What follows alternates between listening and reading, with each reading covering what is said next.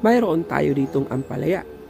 Ipiprito natin ito sa kumukulong mantika. Napakasarap na ulam at pang merienda, lalong-lalo na sa mga bata. At para nga sa ating unang procedure ay kakailanganin natin ng isang piraso ng ampalaya. Pero kailangan ay mahugasan lang natin muna siya ng maigi.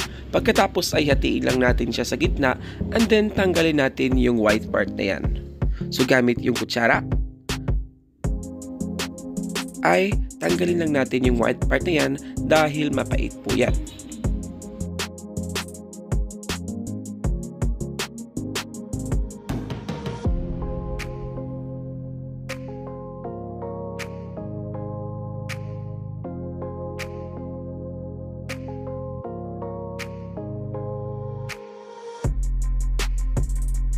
At pagkatapos slice lang natin siya ng pahaba yung ating mga ampalaya.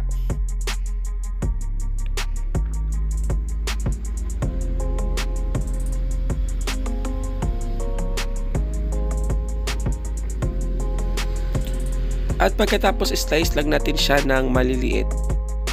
Ayan guys, kung meron kayong food processor or blender, mas maganda rin yon para mas madurog ng maigi yung ating ampalaya. Pero kung wala kayo ay siguraduhin lang natin na medyo madurog lang natin siya or may slice lang natin siya ng maliliit.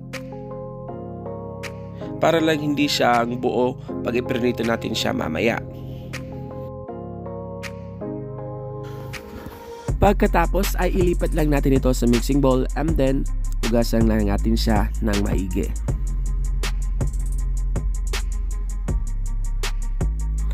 Ayan, pag nahugasan na natin siya, ay maglalagay na tayo ng ating iba pang mga ingredients dito. So una na riyan ay mag-crack tayo ng itlog. So bali 2 itlog ang ating inilagay dito. Pagkatapos maghihiwa tayo dito ng ating bawang. So bali 2 cloves ng ating garlic ang ating gagamitin dito. Chop lang natin siya ng maliliit.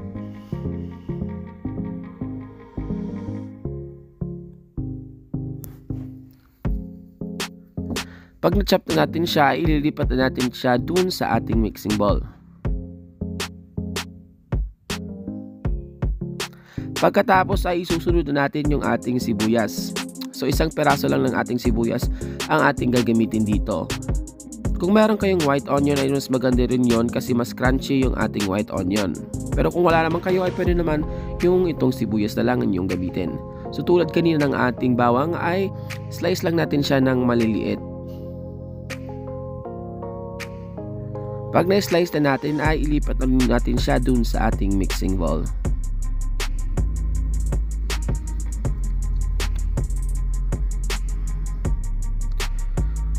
Pagkatapos maglalagay pa tayo dito ng ating salt and pepper, pampalasa lang.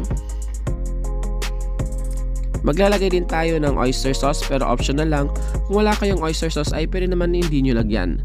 About 1 teaspoon lang ng ating oyster sauce at maglalagay din tayo ng ating liquid seasoning. 1 teaspoon ng ating liquid seasoning pero optional lang din ito.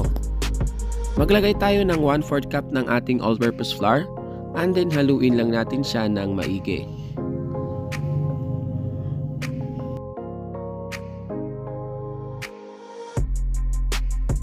Siguraduhin lang natin na mahalo natin siya ng maigi bago natin siya iprito dun sa kumukulong mantika. So ganitong consistency ang kailangan natin ma-achieve. Pagkatapos set aside lang muna natin at magpapainit na tayo dito ng mantika. So nagpainit na tayo dito ng mantika. Maglagay lang tayo ng 1 tablespoon ng ating ampalaya mixture o yung ating ampalaya butter. Pagkatapos prituhin lang natin sa medium fire para hindi agad siya masunog. Lutuin lang natin siya ng 5 minutes and then after 5 minutes ay flip lang natin at lutuin na lang natin siya ng another 3 minutes na lang. So antay lang natin siyang maging crispy at maging golden brown bago natin siya hanguin.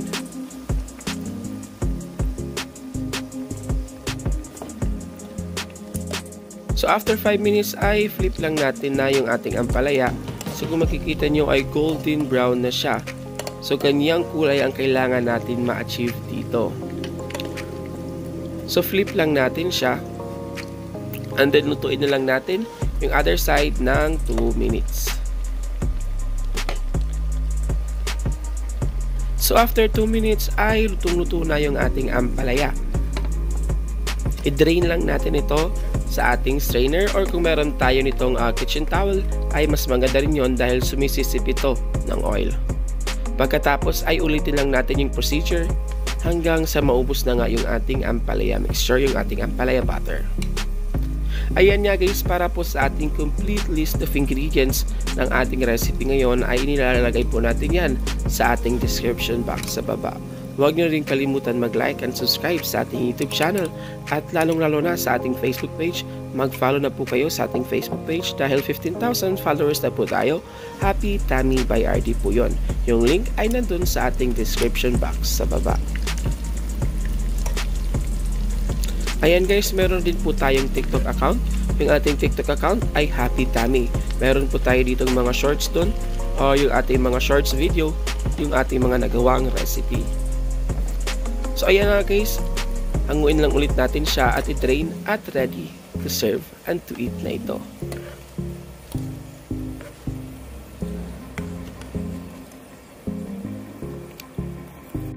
So eto na nga guys ang ating napakasarap at talagang magugustuhan, lalong-lalo na ng mga chikiting sa inyo. Ito yung ating pang-ulam, pang-merienda at pang-chibog pa. Yung ating napakasarap na ampalaya burger patty. Di ba napakadaling gawin lang? Pwede mo itong ipalaman sa tinapay, pwede rin itong pang-ulam, or pwede rin naman pang-pulutan, or pwede rin naman pang-merienda lang. Di ba napakadaling gawin? At lalong-lalo na sa mga chikiting hindi mo akalaing kakain sila nito. Ayan guys, maraming salamat sa panonood. I hope ay meron naman kayong natutunan dito sa ating kakaiba at napakasarap na recipe gamit yung ating ampalaya. Para sa ating kakaibang recipes, para sa ating ingredients ay nalagay po natin yan sa ating description box. Maraming salamat sa panonood. Stay safe, God bless, and see you again sa ating susunod na kakaibang recipe. Bye guys!